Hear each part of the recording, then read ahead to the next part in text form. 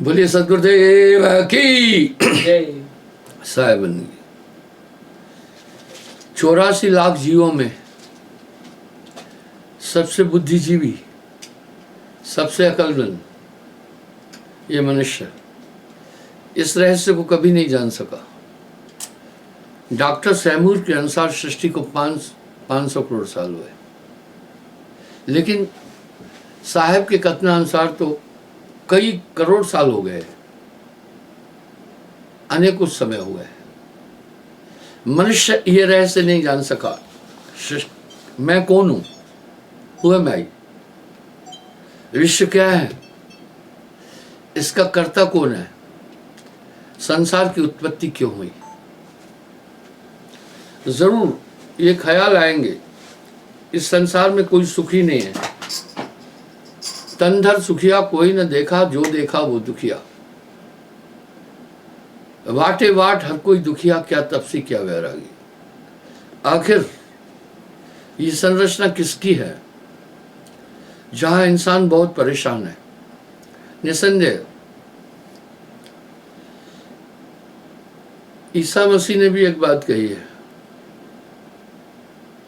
हम सब अपने पापों के कारण पृथ्वी पर है।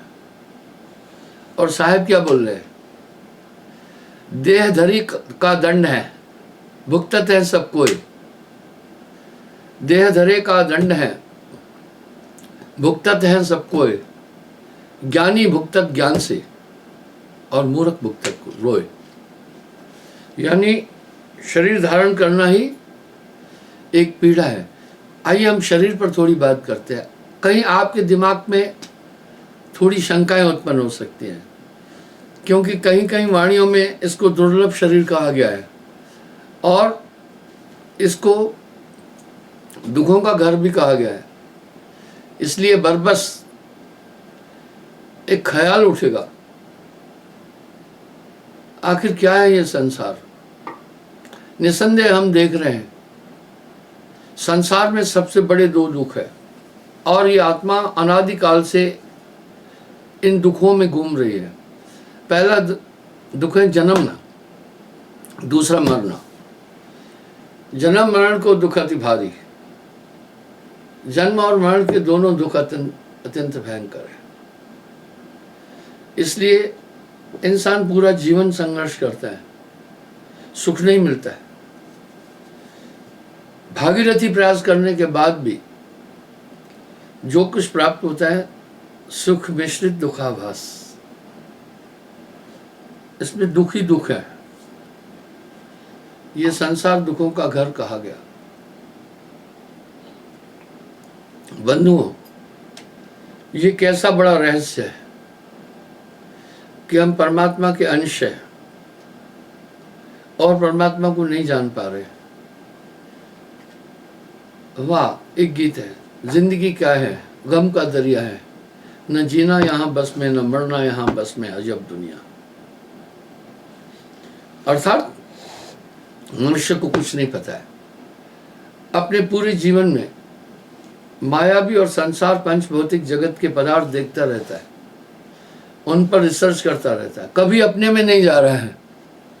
वो कभी अपने में रिसर्च नहीं कर रहा है कि मैं क्या हूँ, आत्मा क्या है, शरीर का सिस्टम क्या है। यहां साहब ने एक शब्द बड़ा मार्मिक कह दिया। साहब वाणी में कह रहे हैं, ये काया है समृत केरी, काया की गत काहो नहरी, शिव गोरख सो पचपचारे, इस काया का भेद न पाए। ठीक वैसे ही स्वप्न देखने वाला स्वप्न में अनेकों चीजों को देखता है, सब चीजों को नित्य मानता है, अपने स्वरूप को नहीं देख पाता है। इसी तरह ये मनुष्य अपने आप को नहीं जान पा रहा है। जैसे किसी खूंखार कैदी की आंखों पर पट्टी बांधकर उसे घुमाया जाता है, इसी तरह इस आत्मा को कैसे अंधकार में रखा गया है, माया में बंधा है। अच्छा है, कम से कम दुनिया के सभी धर्मशास्त्र और मतांतर तथा धर्म इस बात पर सहमत हैं कि हम सब बंधे हुए हैं और मोक्ष के लिए सभी प्रयास कर रहे हैं, लेकिन मोक्ष का प्रयास यथार्थ नहीं होता है। आखिर बांधने वाला कौन है? हम सब सिद्धांत रूप से इस बात को भी स्वीकार करते हैं कि हम सब मन माया में फंसे हैं, पर कभी इसके आगे हम जाते नहीं हैं। इसका मतलब है कि मनुष्य मोक्ष प्राप्त कर सकता है, लेकिन अंदर कुछ ऐसी चीज़ें हैं जो उसे उस दिशा में नहीं जाने दे रही है। कायागर खोज मेरे भाई, तेरी काल अवतर जाई, 5 सखी पीहू पीहू करत है, भोजन चाहत न्यारी न्यारी। साहब यही बोल रहे हैं। धर्मन ये मन को व्यवहार। अब साहब जितना मन पर कंसंट्रेट होकर कह रहे हैं उतना कोई नहीं बोला है। तेरा वैरी कोई नहीं, तेरा वैरी मन, जीव के संग मन काल को वासा, अज्ञानी नर गए विश्वासा, मन ही आए काल कराला, जीव नचाए करे बेहाला। ये कैसा मन है? ये रहता कहाँ है? ये करता क्या है? इसकी वृत्ति क्या है? वो कहते हैं ना, मन भटका रहा है, लेकिन इस मन को कोई देख नहीं पा रहा है, मन को कोई छीन न पाए, नाना नाश नचाए। इस तरह बाजीगर का बांद्रा, ऐसा जीव मन साथ नाना नाश नचाए के राखे अपने हाथ। मन को समझने की ज़रूरत है। और सभी मन करता है, यह देह समाना। जितनी भी क्रियाएं हो रही है सब मन से होती है। पहले मन संकल्प करता है। उदाहरण के लिए आप घर में शांत बैठे हैं, इतने में मन संकल्प करता है, चलो बाजार चलेंगे। अच्छा, बाजार चलने का ख्याल क्यों आया? ये नहीं सोचा, और ब्रेन ने ये कहा, इंसान ने अपने को ब्रेन समझ लिया। ब्रेन तो मन का डिस्प्ले है, जो जो मन की कल्पनाएं आती है वो इसको डिकोड करता है सिर्फ। इसका इतना काम है, ये जड़ चीज़ है। इस तरह मन, 3 लोक में मन है विराजी, ताहे न चीने पंडित काजी। वाह साहब करे, 3 लोक में मन का राज, इससे ताहे न चीने पंडित काजी। इसको जाना नहीं जा रहा है, इतना सीक्रेट है। वो मन तरंग में जगत बनाना, अंदर से भावना उठी, आप चल पड़े। बहुत कम लोग हैं, बहुत कम, जो मन के विचारों पर निर्णय लेते हो या नियंत्रण करते हो। मन निरंजन सवै नचाए, इसका मतलब है सबको नचा रहा है। कैसा ये मन है? दिखता ही नहीं है, मन को कोई देख ना पाए, नाना नाच नचाए। जो कोई कहे मैं मन को देखा, इसकी रूप न रेखा, पलक पलक में वो दिखलाए जो सपने नहीं देखा। अक्सर मैं लोगों से एक बात कहता हूँ, 2 चीज़ पर बोलता हूँ, नाम ध्यान बल हंसा कर जाई। मैं कह रहा हूँ भाई, एक तो सुमरण और आप ध्यान भी करना। आप जब ध्यान में बैठते हैं उस समय सबसे पहले आपको एक चीज़ देखना है, आप एकाग्र हो रहे हैं या नहीं। चलिए, ध्यान में बैठने का क्या मतलब है? इस बात को भी संसार के सभी मत मतांतर सिद्धांत रूप से स्वीकार करते हैं कि हम परमात्मा की अनुभूति ध्यान एकाग्र करके कर सकते हैं। इतना यहाँ तक हम दुनिया के सब लोग एक मत है। यहाँ तक हम दुनिया के सब लोग एक मत हैं कि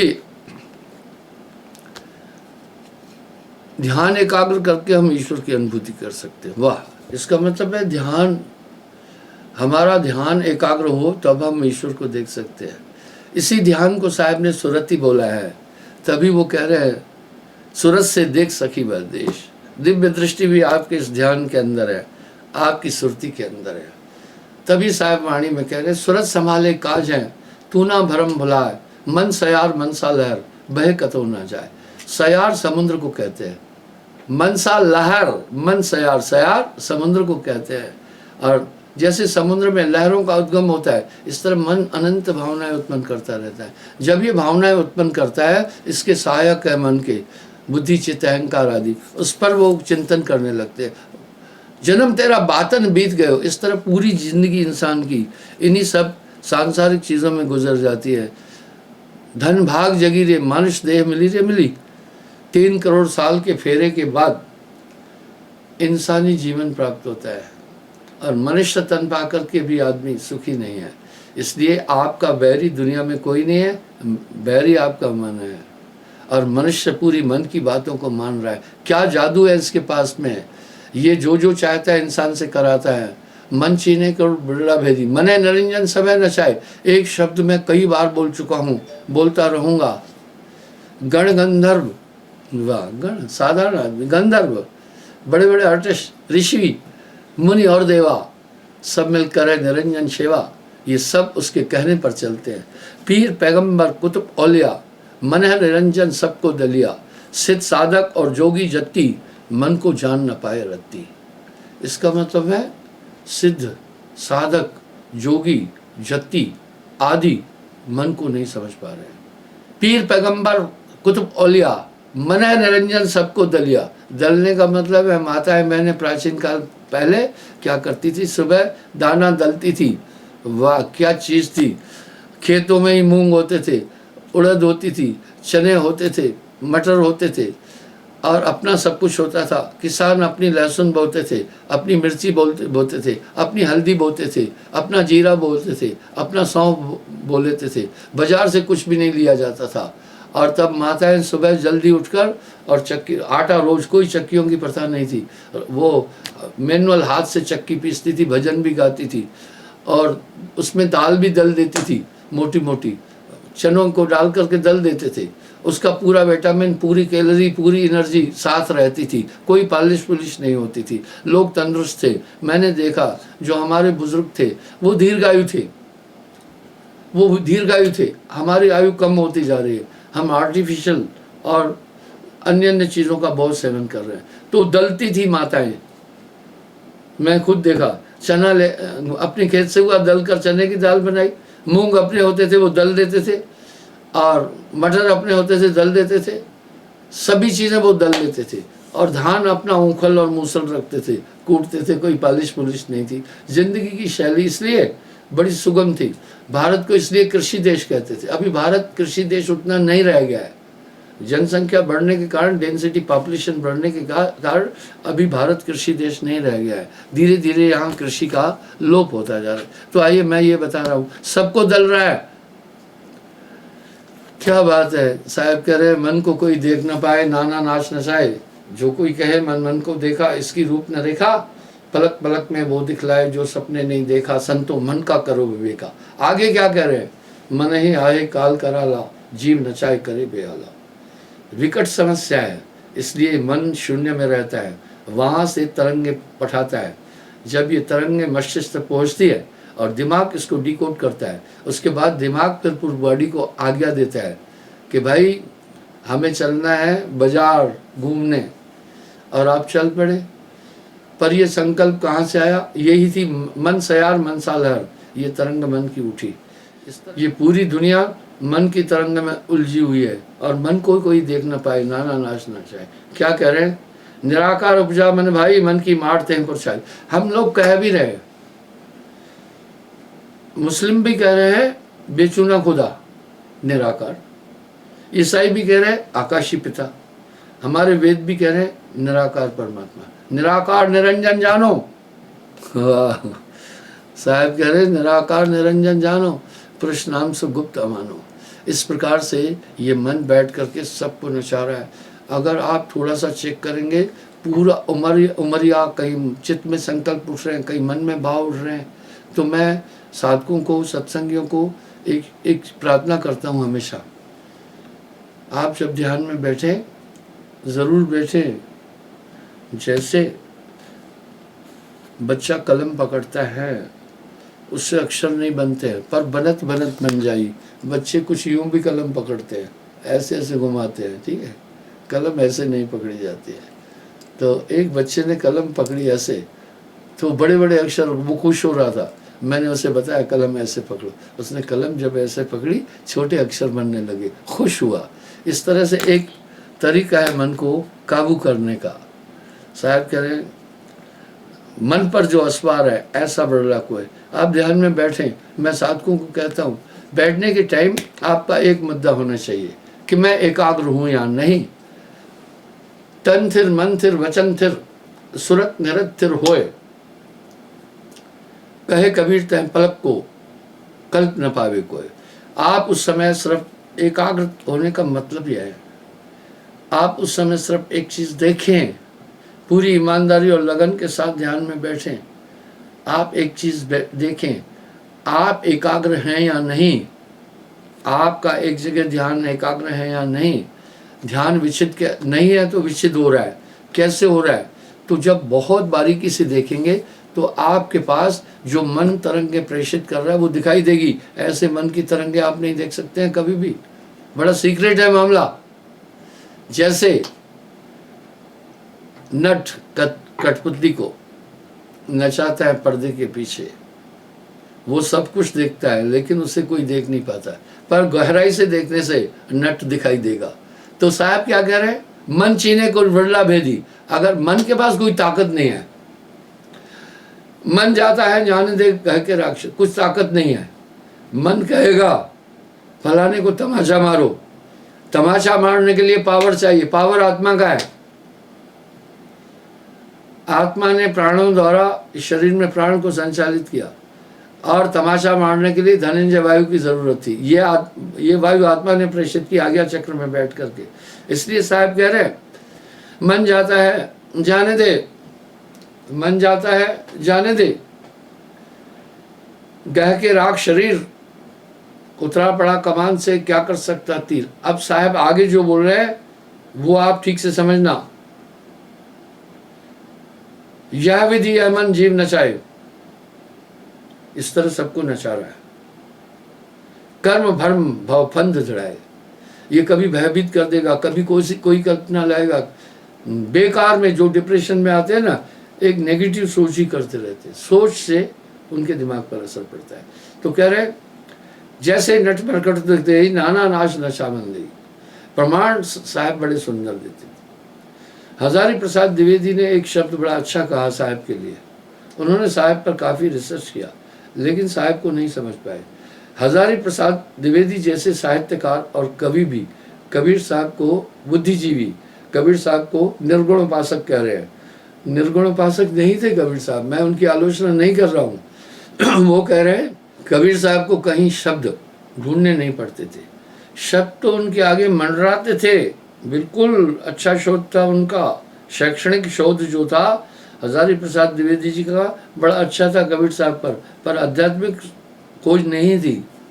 इसलिए वो कह रहे हैं कि कबीर साहब निर्गुण उपासक थे। अब साहब खुद साहब क्या कह रहे हैं? साकार कहो तो माया माई, निराकार कहे आए माई आए नाई। कहे कबीर वैसा रहे, जैसा है वैसा रहे।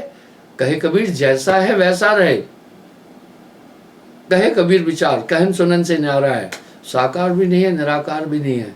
साकार कहो तो माया माई, निराकार कहे आए नहीं। अब साहब यहाँ क्या कह रहे? सत्य शब्द मन दे उछेदी, मन चीने कोई बिरला भेदी। उछेद देने का मतलब है उछाल देना। आप देखें जैसे आप एकाग्र बैठते हैं, आपके ध्यान को उछेद देता है। कैसे उछेद देता है? गई बीती बात याद दिला देगा। बस आपकी एकाग्रता वहाँ भंग हो गई। आप अब एकाग्र नहीं है।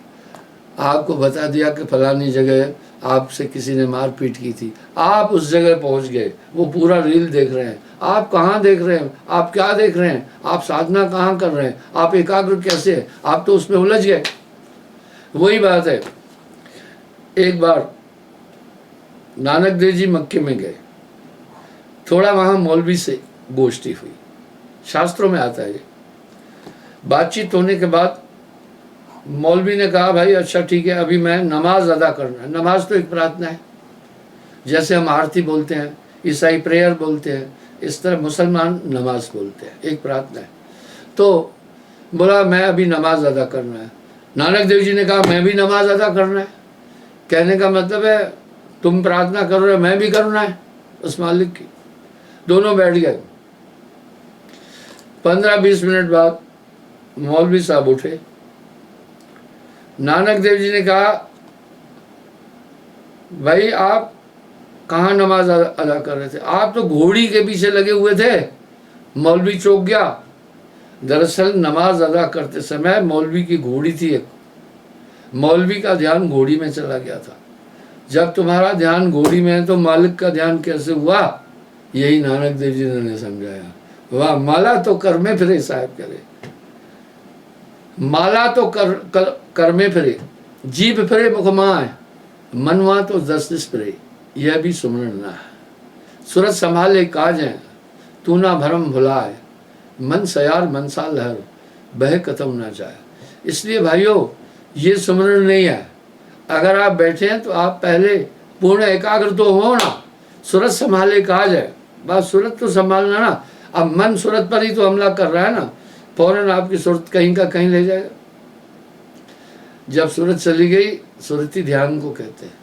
इसलिए साहब के यहाँ शब्द ही है सूरत योग। योग कहते हैं जोड़ने को, योग कहते हैं जोड़ को, योग कहते हैं गांठ। यानी यहाँ सूरत योग है, सूरत जोड़ना है, सूरत एकाग्र करना है। अब सूरत कहाँ जोड़े? गुरु चरण में मन को बांधी, या सुमरण में, या गुरु के ध्यान में। अपनी सूरत को आप रखना, सूरत वहाँ चैतन्य होती जाएगी। अगर आप एक हीरे को कीचड़ में फेंक देंगे ना, तो हीरे की चमक आच्छादित होती है, खत्म नहीं होती है। चाहे 100 साल वो कीचड़ में पड़ा रहेगा, लेकिन हीरे की चमक खत्म नहीं होगी। हाँ, कीचड़ के आवरण के कारण से उसका प्रकाश कीचड़ अवरुद्ध करती है। इसी प्रकार से बाहर निकालो तो वैसा ही है। आत्मा भी ऐसे है, मन और माया ने उसको अवरुद्ध कर रखा है, उसका आच्छादन कर रखा है। आत्मा का कुछ घटने बढ़ने वाला है नहीं है, इसलिए तो न्यूनाधिक नहीं होती है आत्मा। तो बस इस कीचड़ से बाहर निकल जाए ना मन माया की, वो 24 घंटे जागत सोवत धर धर मारे। 24 घंटे आप देखो मन तरंग में जगत बुलाना, आपके अंदर कल्पनाएं उठती रहती हैं, विचार उठते रहते हैं। वाह क्या बात है, मन की तरंग मार दे बस हो गया भजन। तरंगे क्या है? उसके उठने वाले संकल्प विकल्प, वो रोक दो ना तो बस हो गया भजन।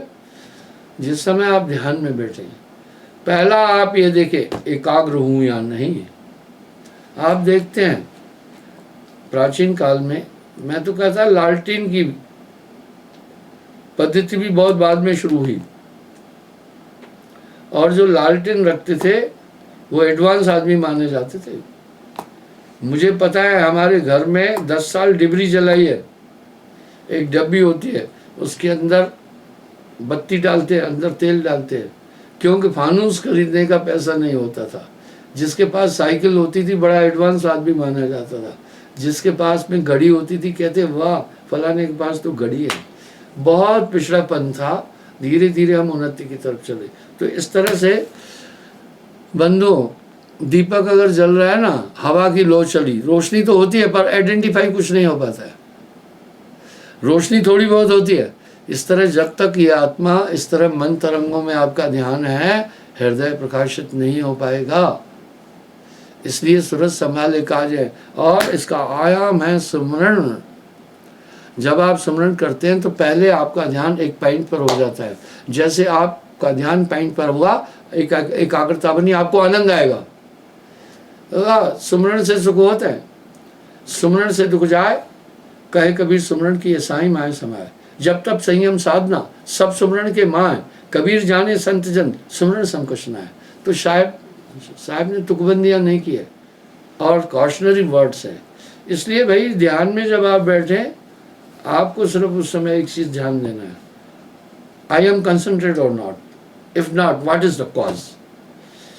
अगर मैं एकाग्र नहीं हूं तो कारण क्या है। जब आप इस तरफ चलेंगे तो आपको मन का भेद मिलता जाएगा, तरंगे आती हुई दिखेगी, फिर आप वहीं से डाइवर्ट कर देंगे। ठीक वैसे ही उसका प्रभाव नहीं होगा। कोई आपको पत्थर मारा, आपने देखा वो पत्थर मार रहा है, आप बगल हो जाते हैं, लेकिन अगर बगल नहीं हुआ तो सीधा मुंह में आके लगता है। इसी प्रकार मन जाता है जाने दे, गए के राग शरीर। फिर जैसे क्या होता है, जैसे तीक्ष्ण धूप में आदमी को बरगद के पेड़ की छाया मिल जाए, वहां से निकलना नहीं चाहता। इस तरह सुमरण समझने वाला फिर इससे परे हटता ही नहीं है। पांव और पलक की आरती कौन सी, आरती रैन दिन संत गावे, क्षण सुमरे क्षण बिसरे, ये भी सुमरण ना है। 8 पैर भी ना रहे, सुमरण सोई कहा है। जब आप सुमरण करते हैं, वो भी श्वास का, उस समय पूरी आपकी चेतना सिमट कर आगे चक्र में आ जाती है। जब पूरी आत्मा यहाँ आ जाती है तो इसका ताकत बढ़ जाती है। आप देख रहे हैं ये भी सुरती का खेल है। आप सुन रहे हैं ये भी सुरती का खेल है, आप समझ रहे हैं ये भी सुरती का खेल है। मैं शब्द कह रहा हूँ, आपके कान खुले हुए हैं, अगर आपका ध्यान कहीं चला गया तो आप सुनेंगे ही नहीं। इसका मतलब है जो कुछ है वो सूरत है, जो कुछ है वो सूरत है। इसलिए आगे क्या कह रहे हैं, यह विधि अमन जीव नचाए, कर्म भ्रम सब फन लगावे, सत्य शब्द मन देह उच्छेदी। हाँ, उच्छेद का मतलब है पानी उछालना। जैसे आप ध्यान में बैठेंगे तो मन आपका ध्यान उच्छेदेगा, आपका ध्यान भगाएगा। बस आपने चंद और चकोर की रीत से ध्यान कर। अब यहाँ कितने प्यारे शब्द हैं। कहे कबीर सुध यों राखो जो सुई बिच डोरा। माता है, मैंने सुई में डोरा पोती है, पूरी कंसंट्रेट होती है, पूरे कंसंट्रेट हुए बिना डोरा जाएगा ही नहीं। बस खसखस के दाने के अंदर शहर खुदा का बसता है, कष्ट करे ऐनों के तिल में वहीं से उसका रास्ता है। वो अति बारीक है, खसखस का दाना बहुत बारीक, कह रहे हैं उसके अंदर शहर खुदा का बसता है। तो इस तरह से जब आप पूरे एकाग्र हो जाते तो आप एक बिंदु बन जाते हैं, वही पलटती है तो अंदर की दुनिया अनुभव होती है। बाकी अंदर की दुनिया ऐसे नहीं है कि लाइट ऑन किया तो आपने रोशनी देखी, कमरे के अंदर नहीं है। सूरत से देख सकी वह देश, इसको संभालना भाइयों। यहाँ आए सूरत योग, और जो भी कंसंट्रेट है वो बहुत इंटेलिजेंट हो जाएगा। जो कुछ है वो सूरत है। खावता पीवता, भाई खावता पीवता, जागता सोवता, कहे कबीर सो रहे माई। मैंने एक उदाहरण दिया था, आज फिर देता हूँ। ये रैन दिन तार नरबार से रैन दिन लागी रहे, कैसी चेतना आ जाती है। मैं रियासी जा रहा था तो पहाड़ी रास्ता है, एक जगह एक पुल थी, पुल के नीचे कम से कम 500 फीट नीचे खाई थी। उस पर एक बकरवाल, बकरियां चल रही थी, वो थक गया था, सो गया। मुझे बच्चे ने कहा कैसा बेवकूफ है ये, गिर पड़ेगा। मैं कहा नहीं गिरेगा। क्यों नहीं गिरेगा? लेटते समय ये एकाग्र होकर लेटा था कि मैं एक संकरी पुलिया पर लेटा हूं। इसका मतलब है नींद में भी होश था कि मैं एक संकरी पुलिया पर हूं, यहाँ मुझे फालतू करवट नहीं लेना है। लेकिन इंसान जब अपने बेड पर सोता है तो 4-5 फीट चौड़ाई होती है, निश्चिंत होकर सोता है। वो वहाँ सोया। आपको भी जीवन में कभी मौका मिला होगा किसी बेंच पर सोने का, प्लेटफॉर्म पर सोने का, और मुझे भी मिला, लेकिन मैं तो गिरा नहीं, आप भी नहीं गिरे। यानी नींद में भी एक होश रहता है। तो नानक जो निश्चित भजे, रूप राम तहजान, हरिजन हरि अंतर नहीं, नानक साची मान। इस तरह ये आप एकाग्रता अपनी समग्र बनाए रखना, ये एकाग्रता उत्तम है। और इसका सूत्र है सुमरण। जब आप सुमरण कर रहे हैं, इसलिए साहब क्या कर रहे हैं, श्वास और सूरत के बीच में ना, सूरत के दंड से घेर मन पवन को फेर उल्टा चले, सांस सूरत के मध्य में कभी न न्यारा होए, ऐसा साक्षी रूप है सूरत नरस से जोए। इसलिए सूरत हमेशा संभालना, और इसका आयाम यही है। जैसे उदंड सांड को 5-10 आदमी नहीं पकड़ सकते हैं, लेकिन जब उस सांड के ऊपर एक नकेल डाल देते हैं तो एक बालक भी उस पर नियंत्रण कर लेता है। इसी पर साहब बोल रहे हैं, नाम होए तो मात न भावे, ना तो ये मन बांध न चाहे, बाजीगर का बांदरा ऐसा जीवन साथ, ये नाना नाश न चाहे के राखे अपने हाथ। इसलिए इस पर हमेशा ध्यान देना, इससे गफलत नहीं, सदा होशियार देखना, और सुमरण नहीं भूलना। सुमरण कोई बेवकूफ़ों वाला तोता रट्टू काम नहीं है। सुमरण तो एकाग्रता का आयाम है। सुमरण तो सूरत को एकाग्र करने का बेहतरीन आयाम है। इसलिए नाम लेत रूप बिन देखे, आवत हृदय स्नेह विषय के। अगर आप जिस चीज़ का नाम लेते हैं उसका रूप आ जाता है। आप सदगुरु का अगर नाम लेंगे तो सदगुरु का रूप आ जाएगा। भाई का नाम लेते हैं तो भाई का रूप आ जाता है। जिसका नाम लेते हैं आपके पास उसका रूप आ जाता है। इसलिए चलते फिरते आप ये सुमरण नहीं भूलना।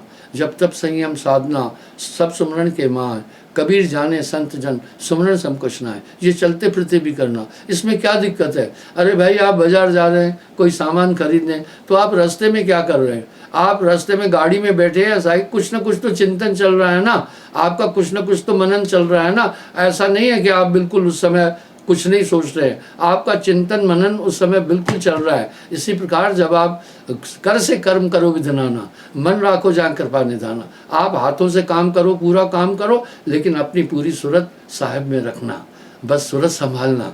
ये सूरत को मन कुंद कर देता है। कैसे कुंद करता है? बच्चों को नहीं कहते हो कि बुरी संगत में मत जाना, क्योंकि संगत से गुण होते हैं, संगत से गुण जाए। इसी तरह जब आप हमेशा मायावी चीज़ों में उलझे रहेंगे तो मायावी हो जाएंगे बिल्कुल भी। कबीर मन तो एक है, भावे जहाँ लगाए, भावे गुरु की भक्ति कर, भावे विषय कमाए। इसलिए ये सूरत हमेशा संभालना और आप ध्यान में ज़रूर बैठना। ध्यान आपको काफ़ी ऊंचाइयों पर ले जाएगा। मैंने बैठते ही एक शब्द कहा था, संसार के सभी धर्म और मत एक बात पर सहमत हैं कि ईश्वर की अनुभूति हम एकाग्रता और ध्यान से कर सकते हैं। तो क्या शंका है फिर? इसमें कोई शंका नहीं है। बस साहब यहाँ शब्द क्या कह रहे हैं?